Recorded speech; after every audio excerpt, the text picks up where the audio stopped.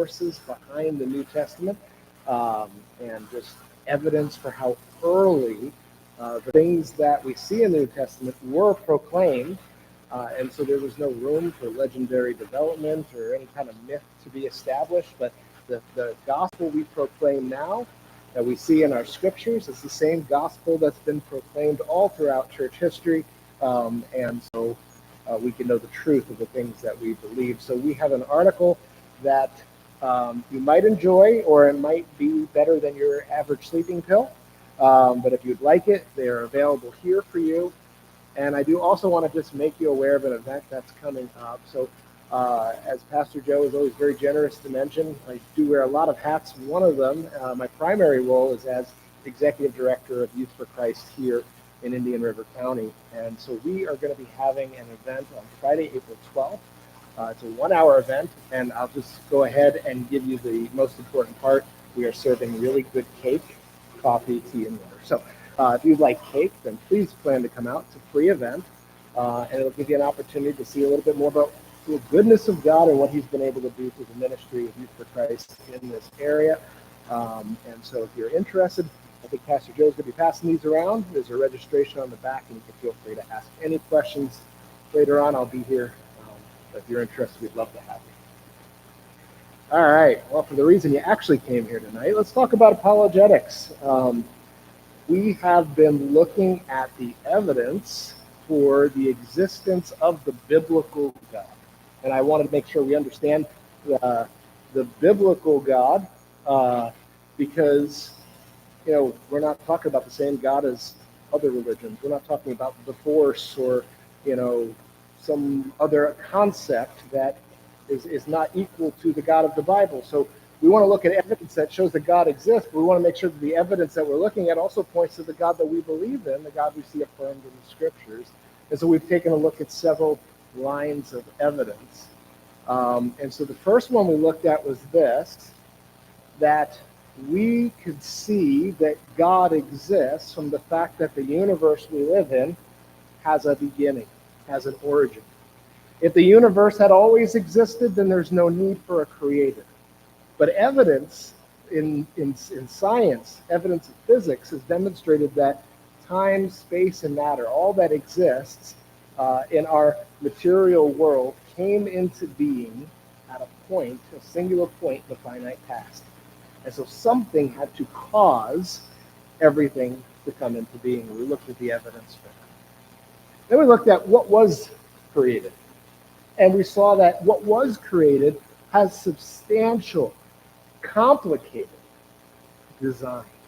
In fact, we looked at 122 cosmological constants in our universe that scientists have said these are facts. We have discovered these facts. And all of these things are necessary in order for life to be sustained on Earth. And the odds of that happening by random chance were like 10 to the 138th power. Just a number so astronomical that it would make winning the Powerball seem like the easiest thing in the whole world by comparison, right? And so not only do we know that the universe began, it had to have a beginner, but we also know that it was designed by an intelligent designer, and all of this is evidence for God's existence. We're going to be on our final point today, which is this, that there is actually there's moral evidence, or the existence of a universal moral law is also evidence for God. So that's what we're going to be today. We're going to demonstrate God's existence from the moral standards of the universe. And so let's take a look. The last couple weeks we've been looking at this through the lens of a logical argument, so we're going to do the same today. And so again, the first two are premises, and the last one is a conclusion. So if the premises are true, the conclusion follows. So here's the argument. Every law has a lawgiver. That seems pretty self-explanatory. There is a universal moral law. Therefore, there is a universal moral lawgiver. All right. First one I don't think needs a whole lot of explanation. Which one do you think we need to prove? The second one. In fact, I have this debate all the time. People are very quick to argue that there is no universal moral law. There is no standard of right and wrong that applies to all people, to all places, and all times. In fact, in our world today, we are encountering what's called postmodern thinking, and it's this rejection that there's any kind of blanket truth that covers all place, all time, but rather they believe that truth is something that is culturally formed. And so if you grow up within a certain community, this is your truth. If you grow up in another community, that is your truth. And so any idea that there's a truth or a universal moral law that applies to all people, that's quickly rejected in our day. But is that what the evidence says? Where does the evidence take us? And that's what we're going to take a look at today. And I could probably spend 10 hours talking about this with you. You're going to get the short version. Feel free to ask questions. So every law has a lawgiver. This makes sense, right? Otherwise, where else would the law come from? I don't think we need to spend much time here. But the fact that there is a universal moral law is where we need to spend a little bit of time together today. I'm going to approach it a couple different ways. Let me ask you a question. You got two lines up there. Which one is straight? One on top? Any other suggestions? If you think it's the one on top, please raise your hand. All right? But how do you know? What was that? Because it's how you see it. You can see it, but how do you know it's straight? Somebody told? I didn't tell you it was straight. I just said, which one is straight? How do you know it's straight? Because you have an understanding of a straight line. There's a standard by which you're going to compare that to, right? In fact, C.S. Lewis, we know him as a great Christian apologist, theologian, writer. Chronicles of Narnia, if you grew up reading that, it came from him, Oxford professor. He was an atheist. Did you know that before he became a Christian? In fact, his Christian friends liked to share the gospel with him. He didn't want to hear it very much. And then he had a crisis moment where his clever thinking, there were some holes that were identified. And he writes about this in Mere Christianity. Here's what he says. He says, my argument against God was that the universe seemed so cruel and unjust. But how had I got this idea of just and unjust? A man does not call a line crooked unless he has some idea of a straight line. What was I comparing this universe with when I called it unjust? Of course, I could have given up my idea of justice by saying it was nothing more than a private idea of my own. If I did that, then my argument against God collapsed too. For the argument depended on saying that the world was really unjust, not simply that it did not happen to please my fancies. What is Lewis saying here?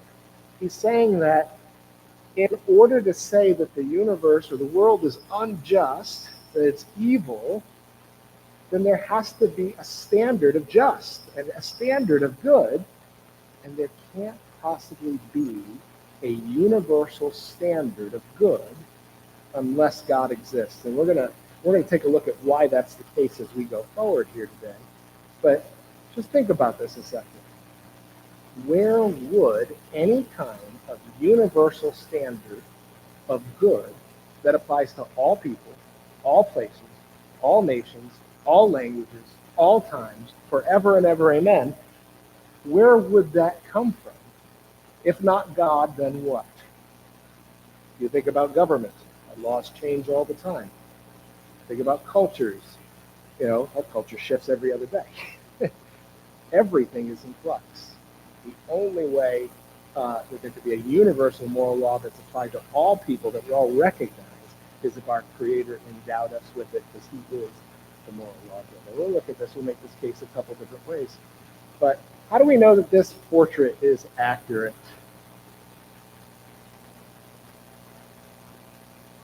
We can look at that and be like, it's a beautiful painting. Does it represent the person that she's painting? Well, you can look at the person, right? How about this map? I don't know, Florida looks a little funky. Texas is a little off. There's something weird about it. Sorry. That's pretty good. It's better than I could draw a map. Is it accurate? How do we know? Because we can compare it with the actual United States of America and see if it is, in fact, straight, correct. How do we know a picture is straight? I have a confession to make. I don't do this. I just hang it, hope for the best, and my wife, no, it has to be redone. It's going to drive me crazy. Yes, but whoever this person is, use the level. That's the right way you do it. How do you know your picture's straight? We have tools. We have a standard. We can measure it and know for certain that it is straight, right? So how do we know what evil is? How do we know that evil exists? How do we know evil when we see it? How do we know what evil is? Because we have an innate knowledge of good. The very concept of evil necessitates that there's an idea of good, a standard of good, and that's universal. Everybody affirms that. Now, we may disagree on some of the points of that, and we'll talk about that too. But this idea of evil is universal, and because of that, we all have this innate knowledge of good, and it's how we measure these things. Let me ask you this. I'm going to say apply this to all cultures, not just the United States, not just the Western world. Everywhere in the world are these things evil. Murder, theft, kidnapping, torture. I could put some other ones up there. I'm sure you're thinking them too. Are these things wrong in all cultures? What do you think? No matter where you're from. It doesn't mean they don't practice them in certain cultures, right? There are certain cultures that do kill other people, right? Okay. But can we say that it is wrong, morally wrong, in all cultures? What do you think? So how do you know? How do you know? Well, let's talk about this. Morality. Is it objective or is it subjective? Here's the question, right? So you've got these two people taking a look at this pile of oranges. Do we have a contradiction here? No. One guy says, these are oranges. The other one says, I love oranges. Those are two different types of statements. One is making an objective statement. That is what they are. That's true for all people, all places, all times. Those are oranges. The other guy is saying, I love oranges. Or the guy across from him may hate oranges. All right? He's making a subjective statement. All right? And so there's the difference between the two. The objective statement is true for all people, all times, all places. Right? The other one is relating it to himself. And the other person might have a difference of opinion about the taste of oranges. But they are oranges regardless of who you are. So what about morality? Is it subjective, like the postmodernists say, right? Where that's true for you, but not for me. That's true for you, but not for me. It's subjective. Everybody has their own opinion. I like oranges or I hate them. Okay? Or is it objective? Okay? So let's take a look. If morality is subjective, each person determines right or wrong for themselves. Let's make sure we're understanding this. If it's subjective, then every single moral action, you can't make a decision about it. Everybody has to decide for themselves whether something is right or wrong. There is no right or wrong that applies to all people if it's subjective. If morality is subjective, murder would not be wrong. It would just be a matter of personal preference. So you might absolutely despise murder. That's good for you. That doesn't mean that I have to absolutely despise murder. I could think it's the best use of my leisure time. Something wrong with that, right? Is there something in you that's yelling in from the inside, right? Yes. But if morality is subjective, if there's not a universal moral law, if it's based on everybody's opinion, murder is not wrong. It's just a matter of personal preference. Now, if morality is objective, then the same right and wrong applies to everyone. An action is right or wrong regardless of how one feels about it, regardless of if a culture or a family or a person decides to engage in that act, regardless it is right or wrong on its own. And so in this case, murder is wrong for everyone, regardless if you're a murderer or one who would never even hurt a fly. So here's a good example. What about Nazi Germany? So If morality is subjective, then we cannot say that the murder of 6 million Jewish people was evil. If it's objective, we can. Why am I saying this? I need you to understand this really important fundamental truth. There cannot be objective morality apart from a God, because someone has to be the lawgiver. Someone has to have made that the case for all people. Everybody has to be accountable to that being, right? And if all of us share this universal knowledge of right and wrong, if it's deep inside of us, right? If there's something we could all look at this and say, this is not cultural conditioning, it's wrong, then clearly we weren't born as blank slates, but endowed by our Creator with an understanding, at least a basic understanding of right and wrong. And atheists who have debated Christians and other theists on this issue of God, when this question comes up, they don't know how to answer, because these are people who absolutely cannot say that the Holocaust was right, was good, was just somebody's personal preference, but to acknowledge the fact that it is absolutely, without a doubt, unequivocally wrong, is an affirmation of God, or at least the message. Yes.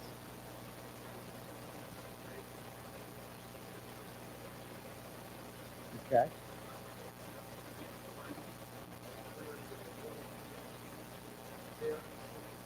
Yeah.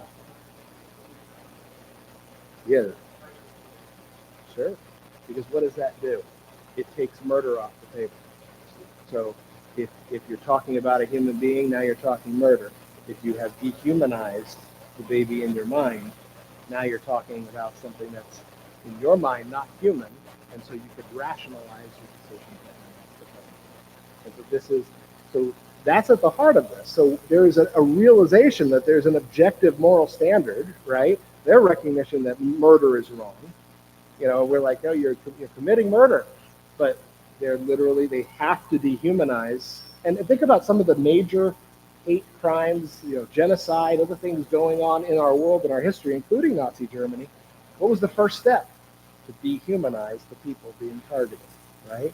Because if you do that, then you're not dealing with murder, you're dealing with something else in your mind. You're rationalizing it. So what about Nazi Germany still? Can do not murder be a universal moral law if the Nazis believed that they were doing the right thing? What do you think?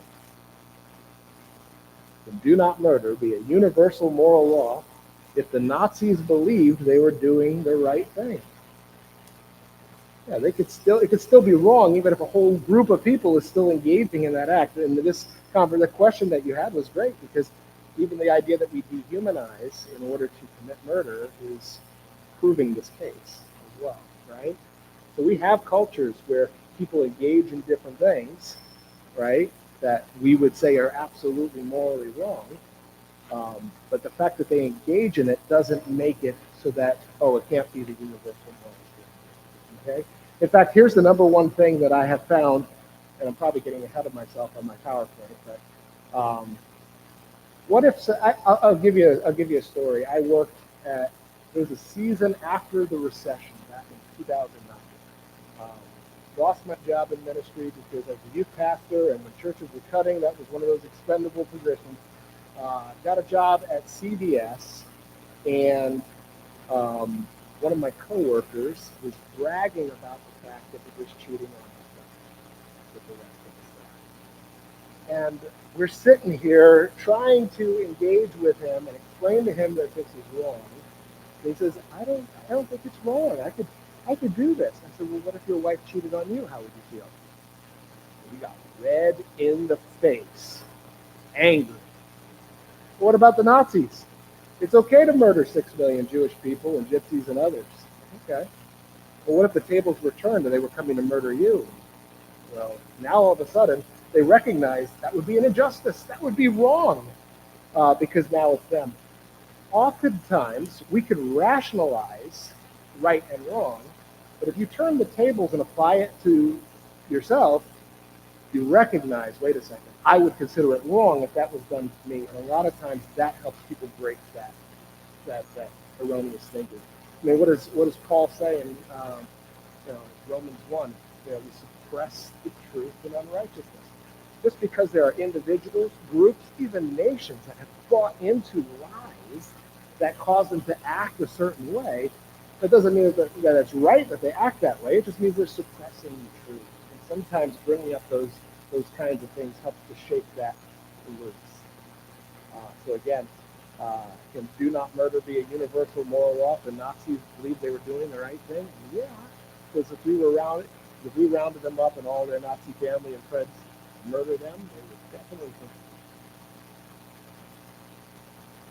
Here's the truth: the universal moral law is undetermined. We all make moral judgments that are baseless apart from the universal moral law. Every time we say, well, that's not fair, that's unjust, that's, you can't treat that person like that. Why are you hurting me? Why? Every time we make a moral judgment on anything, it's just more and more evidence that our Creator has created us in such a way that we can discern good and evil. We know the crooked line because we know the straight line, right? Like C.S. Lewis said. We all make moral judgments that are baseless apart from any universal moral law. Again, if there was no universal moral law, it just would be a matter of nothing can be deemed truly evil apart from a universal moral law. So there's a question, where does it come from? If all people for all times have this sense of right and wrong, then where would it come from? In fact, it's funny. Here's some archaeological evidence to get back to those. Those are really like the history part of our first couple of weeks. Everybody, critics are trying to argue, they look at the similarities between Hammurabi's code and the Mosaic Law. Look, there's similarities. Yeah, I don't think the similarities are there because one group copied from the other necessarily. I think it's because God has also endowed us with an understanding of right and wrong. And so even apart from God's special revelation, okay, he gives us extra information, important information in his word. But there's things he has created us to know and to be able to discern as we live in this world. It's evidence in this universal moral law. Where does it come from? Does it come from government? The Nazi Germany was a government. If Hitler said, this is what we're supposed to do, are all the other Germans supposed to believe it's absolutely right to do it because my leader said it? But what happens after the fact? Right? When laws change. What about in this country? There's a lot of things that are legal now that we wish weren't. And it wasn't too long ago they weren't. Were they once morally reprehensible, but now they're morally acceptable? I mean, they're acceptable in our culture, but was it once wrong and now it's right? No. Government doesn't dictate those moral laws, that universal. Society, culture, again, shifts every day. It shifts all the time. What's acceptable, what's not acceptable. That cannot be the standard that we measure a universal moral law. Our tribe, ourselves, and then again, we're back to personal preference. Mike could think it's perfectly good to murder, and Jenny might think it's absolutely wrong to murder, and neither one we could say is right or wrong. It's just personal preference. That can't be where it comes from. Not our tribe, not ourselves. Only a transcendent, morally perfect Creator who holds all people accountable. That's the only one, again, which just points to God. Remember, every law has a lawgiver. And there is a universal moral law. Therefore, there is a universal moral law giver. So if you look at what the scientific evidence, what the philosophical evidence is, we're building this picture of where all the evidence points to. Does the biblical God exist? And we know that God must be timeless, spaceless, immaterial, because time, space, and matter was created by him. He has to be all-powerful because everything that began to exist came into being through him. had to be personal because he didn't just have the potential, the power to act, but chose to do it. We saw last week that he has to be a highly intelligent designer because he created the world with such highly complex. And we know that he's also moral because God could have created all of us, everything in the world, but not included the universal moral law.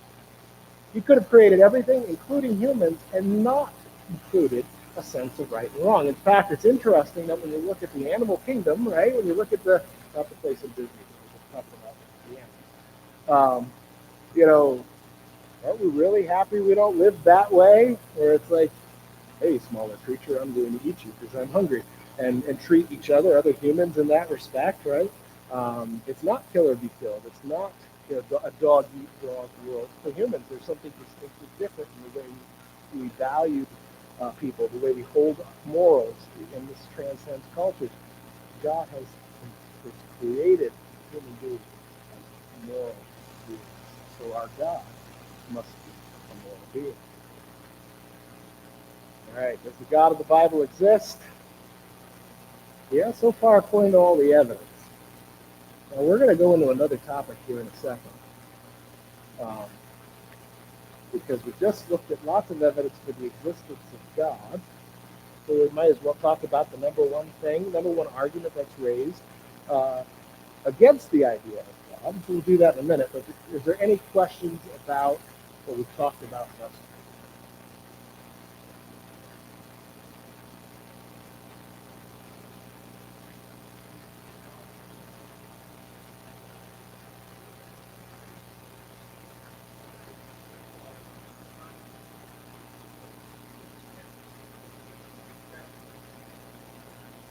So that's a good question. You're talking specifically like with postmodernism, the idea of truth having eroded. Yeah, so that's, well, I teach at a Christian college, and most of my students don't necessarily come with conflicting worldviews, but they have certainly engaged a lot of people with those conflicting worldviews.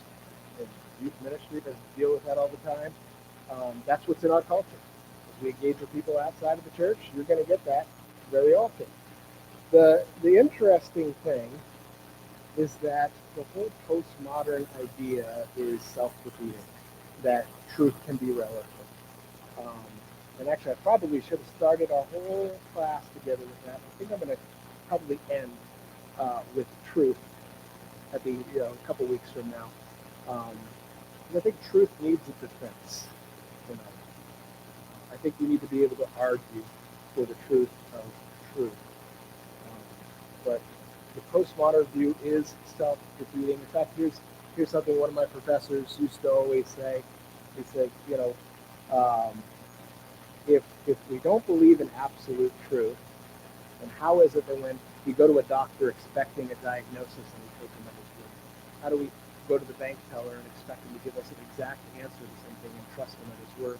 If truth itself is really just up for grabs, um, then then how come we bank on absolute truth?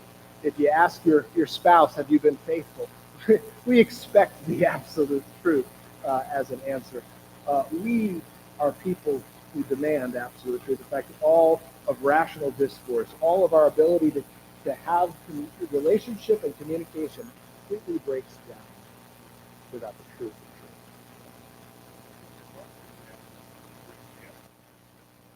Well, there you go. That's right. It is self-defeating. If you argue that there is no absolute truth, well, isn't that an absolute truth claim? Yeah. So it's pretty funny, but the whole world, the permeating worldview that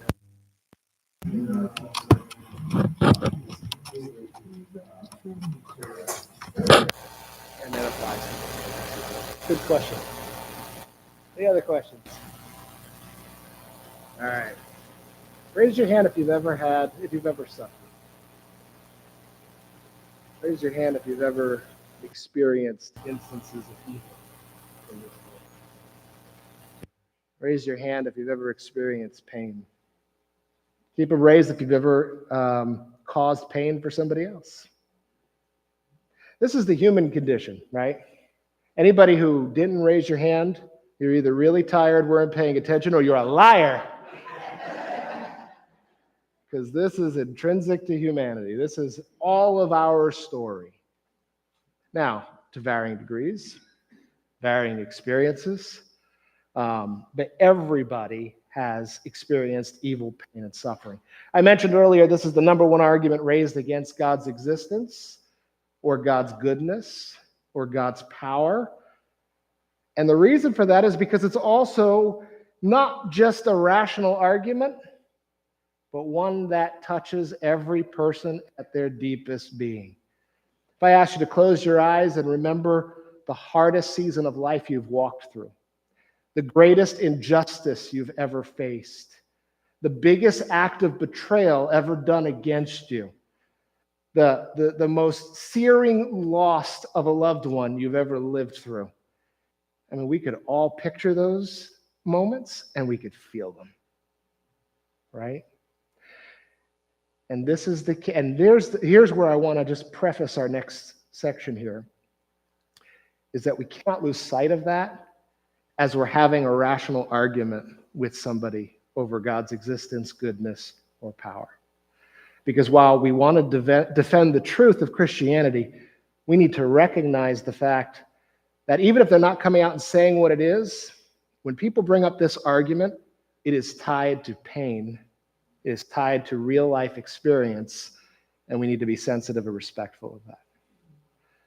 So what about all the evil, pain, and suffering in the world? And again, evil raises these questions for many out there. Does God even exist? If he does exist, is he good? And maybe he exists and maybe he's good, but maybe he's not powerful enough to stop the evil, pain, and suffering. These are the relevant questions that are tied to this whole issue. So here's what critics would argue. And this, when I say critics, this goes back all the way back to ancient Greece. We have forms of these kinds of arguments, okay? But I've summarized it here for you. If God is all-powerful, then he could prevent evil, right? If God is all-knowing, then he could always anticipate evil. If God is all-loving, then he would want to stop evil so that people would not suffer. So why is there evil? I'm going to read this again. If God is all-powerful, then he could prevent evil, right? If God is all-knowing, then he could always anticipate evil, so he could get ahead of it. He could stop it before it happens. If God is all-loving, then he would want to stop evil so that people would not suffer. So why is there evil? And so any part of this or all of this is raised often by people in response, or as a defeater, if you will, against the Christian claim of who God is. And so is this true though? Are these facts that they're stating the case? We'll take a look at this. So let's look at it piece by piece. If God is all powerful, then he could prevent evil. I'm going to poll the audience. All right. Do you think this is true? If God is all powerful, then he could prevent evil. Is this true? Okay. All right. Well, let's dig into this first part here. When we say all powerful, I want to make sure I define my terms for us. I have no doubt that Pastor Joe has trained you well. In fact, I watch his videos on Facebook, so I know he talks things most pastors don't get into it, so I'm thankful for that. I'm going to go ahead and honor that by defining my terms, and let's make sure we understand what we're talking about. When I say God is all powerful, we want to make sure that we understand that all powerful does not mean that God can do everything imaginable. I'm going to qualify this for those of you that are ready to throw things at me. It means that God can do all that is logically possible. Okay? And before you say, hey, wait a second, God is not bound by logic. Okay, let's make sure we understand what we're saying. God can't do something nonsensical, something incoherent, something that doesn't make any sense. Like, for instance, God cannot make a square circle. Even God cannot make a square circle because it's nonsense. It doesn't mean anything, right? He can't make a married bachelor. Oh, yes, he can. Don't deny my God. What is a married bachelor? It's nonsense. God can't make a rock so heavy he can't lift it. Okay? You know, I once had a second grader come up and say that to me. You believe in God? Could God make a rock so heavy he can't lift it? Must have got that from his old man. It's nonsense. It doesn't even make any sense. It's illogical, okay? So when we say all powerful, God could do all that is logically possible. This is important for where we're going with this, okay? So if God is all powerful, that he can prevent evil, well, here's some facts. God chose to create humanity with free will so that they would and he did so they would freely choose good and freely reject evil. We have not done so well with it. But that's why God did it, and God chose to do it. Okay, so God created humanity with free will. For humans to be truly free, though, to choose the good, they have to truly have the capacity to choose evil, right? It's not God's will. He never wants us to do evil, but we cannot use our free will, our truly free will, to choose to do good unless we could use it to truly choose evil. That's what free will is, right? All humans have chosen to do evil many, many times, right? And evil has consequences for the evildoer and for others. And these consequences, guess what? Pain, suffering, right? It's a natural byproduct of misuse of free will. Okay? God could not have, God could not have created humanity as free creatures who would never do evil, since that would be a violation of their free will. They can't be free and also be created so that they cannot possibly ever do evil, because that's literally creating them without free will. Okay? Now, God could have chosen not to create humanity. He could have chosen to create humanity and not give them free will. But by God's good design, he has chosen to give them free will. And a natural byproduct is that they have the ability to truly choose good or to choose evil to use their free will with, right? A human cannot be free and not free at the same time and in the same sense. That's logic 101, the law of non-contradiction. You know, if you did those truth tables in school, those evil truth tables, P and not P, right? They can't be the same. Sorry, that just brought up terrible memories of ninth grade math class for me. All right. But remember, God cannot do the logically impossible. He can't make a rock too heavy he can lift. He can't make a square circle. He can't make a married bachelor. He can't give you free will and not free will at the same time. Okay? How do we have evil? Because of a misuse of free will. God cannot do the logically impossible, and it would be logically impossible for God to create humans who are both free and not free at the same time and in the same sense. Therefore, although God is all-powerful, he cannot prevent evil. He could deal with evil. There'll be a day when there's no evil. Study your scriptures. But in this season that we're in now, post-fall, pre-second coming of Jesus, why is there evil? Well, it is perfectly consistent with an almighty, all-powerful, all-loving God who has chosen to create humanity with free will, also therefore giving us the opportunity to misuse that free will. Any questions about that before I go on? Yes?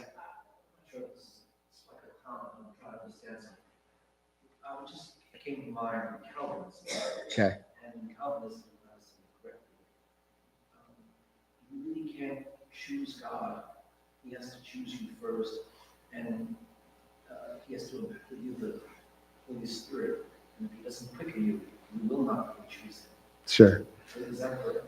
So, yeah, I don't know that it's relevant to this particular, although so the free will thing wouldn't change.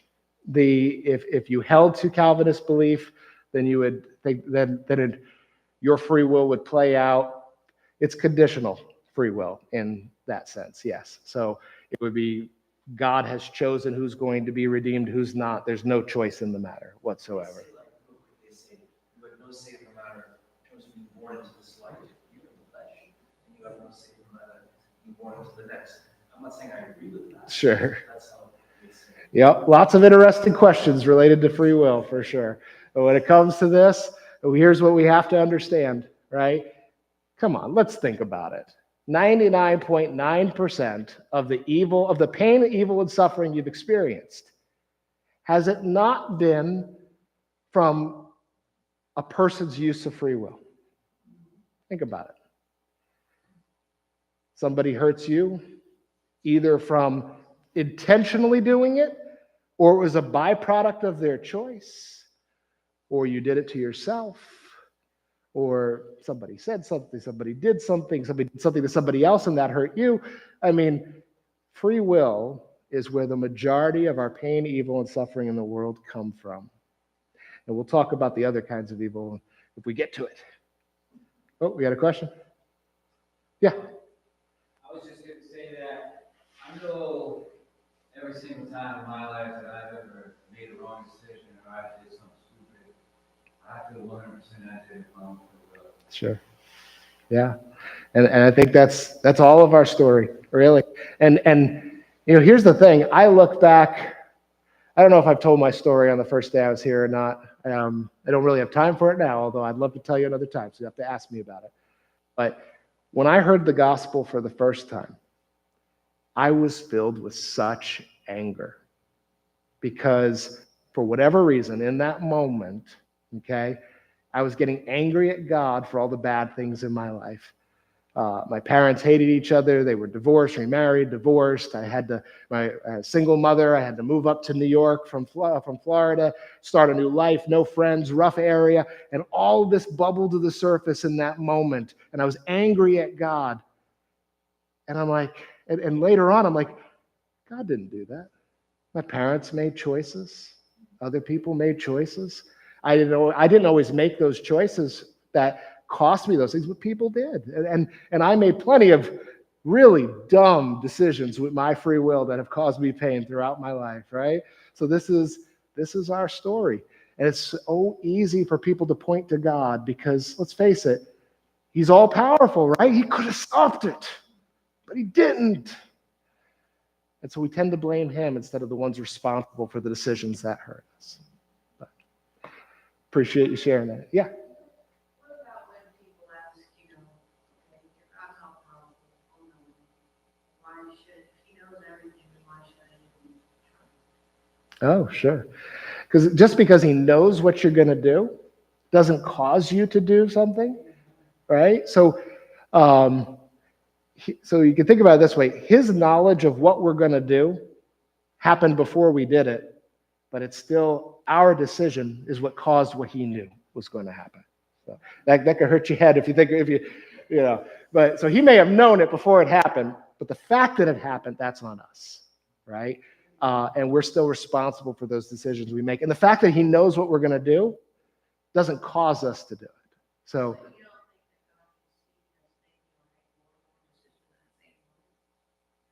that's an interesting question because there's a theological position called middle knowledge that kind of plays into that.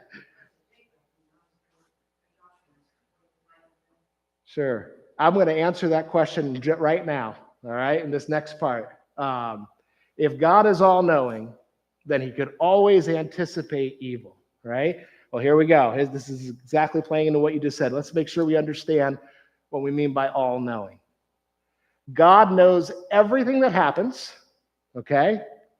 Everything that has happened, is happening, right? God knows every secret thought. Oof. There is no more convicting realization than that. God knows every secret thought. God knows the future. God knows what you're going to do. God knows what's going to happen. God knows what's going to happen that causes this to happen, that causes that to happen, that causes that to happen, that causes that to happen, that causes me to make that decision. God knows all that. And God knows all propositions, right? Every fact that we could quote, right? God knows the truth of it. And therefore, God doesn't need to learn because he knows it all. He's the only true know-it-all. Yeah. So here we go. If God is all-knowing, then he could always anticipate evil. And, well, yeah, of course he could always anticipate evil. I'm not going to deny that. Often critics will bring this up by arguing that since God knew humans would do evil, he could have chosen not to create them. Oh, look what a mess we made of this world. You know, if God knew what was going to happen, why did he create Adam and Eve? You know, it's so funny. All the people who have used this argument with me, I asked them, does that mean you would rather have never existed? You got to be careful with this too, especially as depression and suicide rates go up. But the fact is, most of the people who I push that back on know they would not be content with not having existed, right? I'm going to go through this and then we're going to put a pin in it and pick up next week. God is all-knowing, and therefore he was aware of all instances of evil before a single creature was ever created. That's true, okay? However, God, who is all-knowing, knows that it is better to have a world where humans exist and possess free will than to have a world where humans do not exist or exist without free will. How do we know that? Because again, God is the all-powerful creator of the whole wide world, right? All-knowing. If he chose to create a world in which there are humans, and these humans have free will, then it must be the best of all possible worlds according to God. And so this is the world that he has created. God's ability to anticipate evil does not make him the cause of evil. Evil was still the result of the choices of free creatures, of human beings. Right? Therefore, God's ability to anticipate evil does not mean that he could eliminate evil, since it's better that he allowed evil in order to bring about the greater good of a world where humans exist and possess free will. Oh, we got some questions. Yes. What was that? What about the flood? Sure. He did. And he knew that was going to happen, and he brought about his purposes through it, right? So, yeah. It didn't catch God by surprise, the flood, or the need to bring the flood on. He knew it was going to happen. And so he didn't cause the evil that precipitated that, but he did know it was coming. And he brought good from evil, preserving the line, the promise that he made in Genesis 3:15 and continuing it onward. So, Jordan?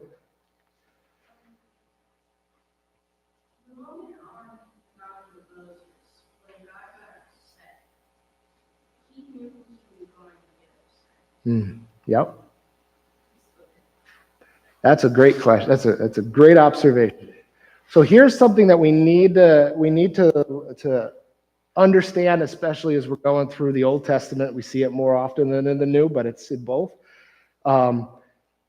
We call anthropomorphisms, right? So a lot of times, in order to help us as the readers understand what's being said, right, God is depicted in human terms sometimes so that we could understand the concept of what's happening, okay?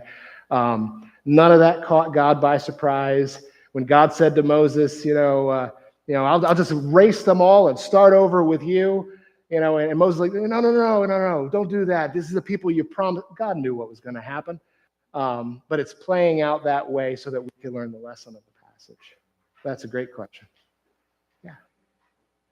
Free will has a lot to do with so many things. Say that one more time. Free will has a lot to do with love. So how do you explain that? Sure. Love in terms of whose love? Like how? It's God's love for us. We're not going to Yeah. So that's a great way to look at it, right? God could have. So when we say God gave us free will so that we could freely choose good, but we could choose evil, it's also true that God has given us free will that we could truly choose to follow him, to love him, to respond to his love for us, to be obedient to him, to surrender to him as king and Lord and master and friend and all those things. Or we could use our free will to reject him. Now, he clearly desires for us to use our free will to accept the relationship he offers us, the love that he offers us. But again, we have the capacity to choose to misuse it. Yeah, that's a great point. Thanks.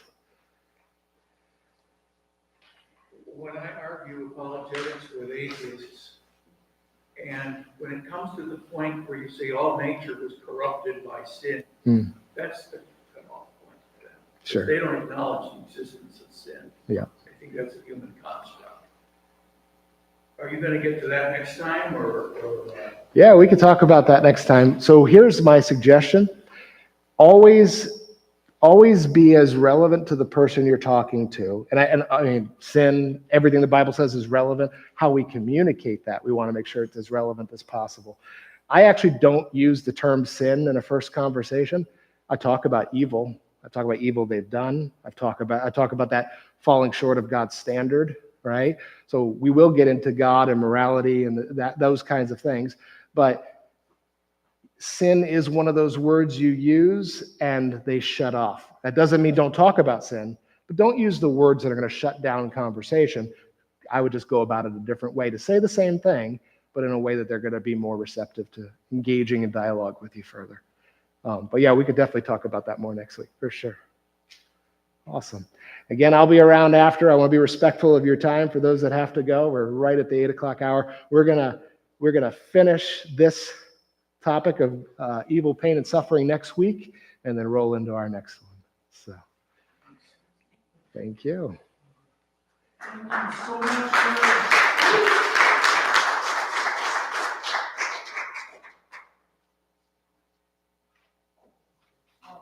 So, we are very blessed. This is so important.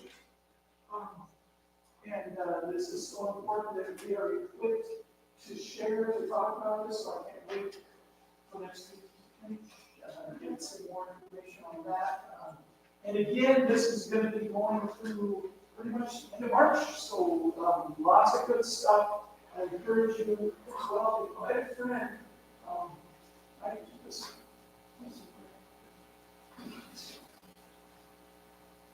Father, we thank you for this time that we can gather together, Lord.